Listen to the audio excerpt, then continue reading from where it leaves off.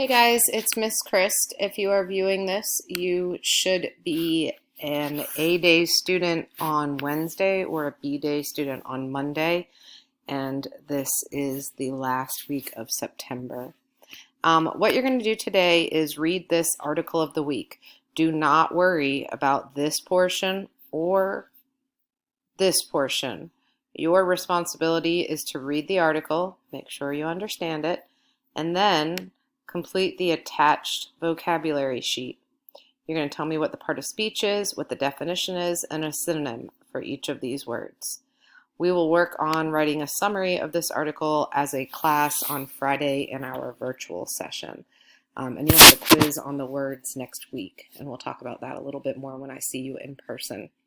So again, you're reading this article, you are completing this vocabulary sheet, and you are preparing for a summary activity on Friday using this article and a quiz on those vocabulary words.